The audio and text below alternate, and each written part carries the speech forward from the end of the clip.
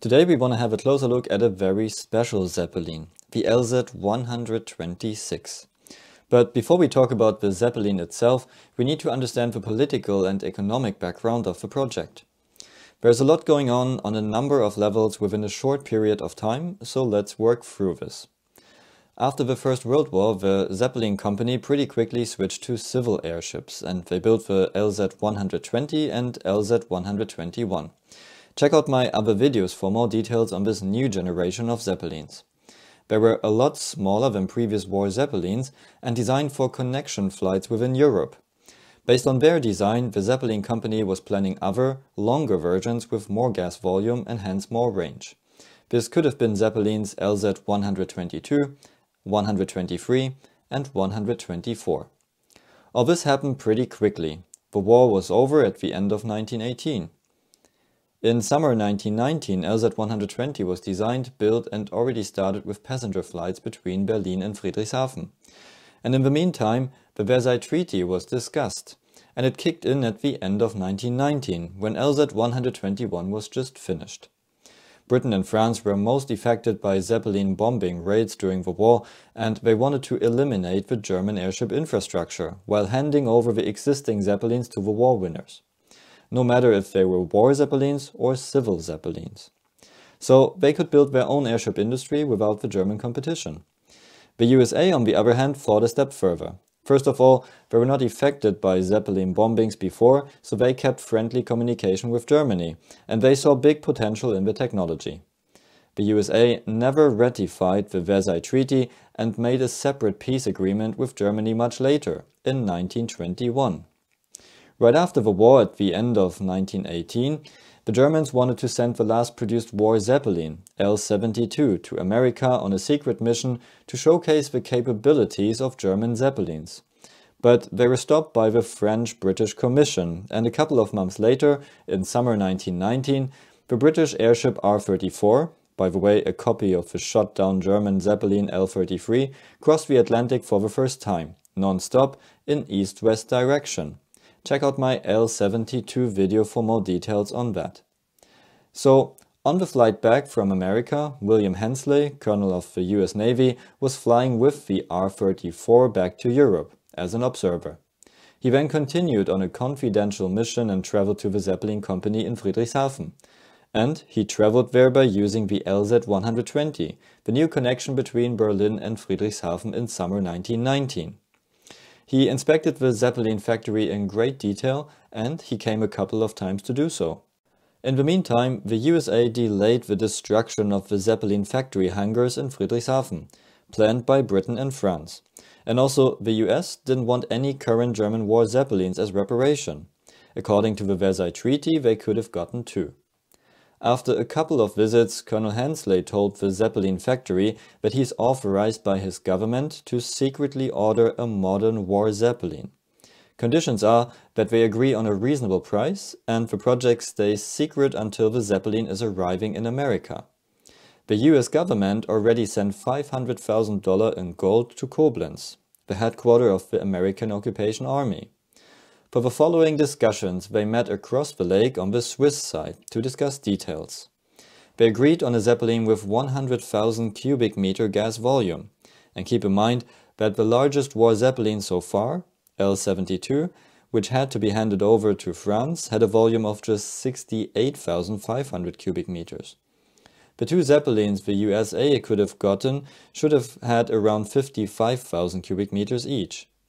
And because the German crew was destroying most Zeppelins before the handover in summer 1919, the Zeppelin factory originally offered to build new Zeppelins of the same type. Also a good way to keep the company alive. This new much larger Zeppelin project was LZ125. So, to summarize that, the USA didn't ratify the Versailles Treaty, delayed the planned destruction of the Zeppelin factory, didn't want actual war Zeppelins, and instead ordered one new war Zeppelin of a new generation, which almost had double the size of previous war Zeppelins.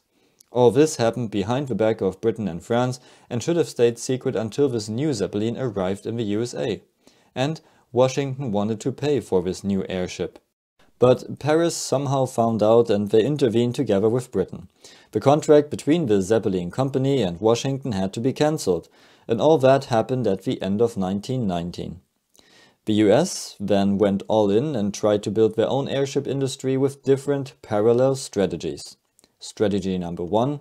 Before the war, the Zeppelin company itself considered the Italian airship industry as their main competitor. Now, after the war, the USA bought the new Italian semi-rigid airship Roma, and it was tested in Italy, disassembled and shipped to America. During the assembly, they fitted American Liberty V12 engines, because they were stronger and the original Italian engines were not reliable enough. During the first test flight in February 1922, the nose structure collapsed. It was never clear if something went wrong during assembly or if the new engines were too strong and the structure not made for the increased pressure. The collapse of the nose also destroyed the vertical control, the Roma came down and unfortunately landed on power lines, which ignited the hydrogen ship. 34 people died. Strategy number 2. The USA decided to design an airship themselves, based on the German airship L-49, which was captured in France in 1917. And it was a special lightweight design for high altitudes flights.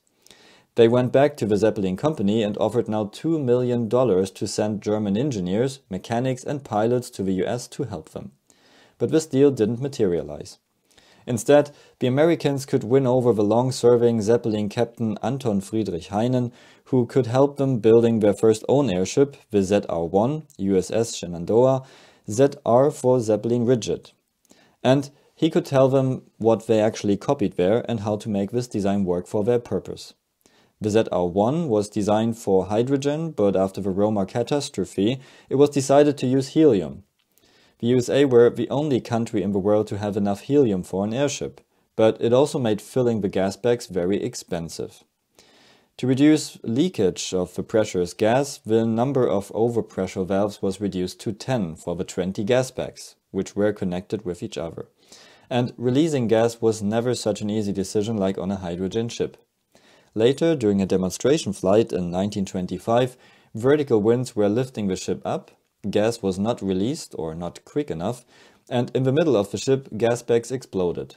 Without the lift in the middle, the ship broke into 2 parts and crashed.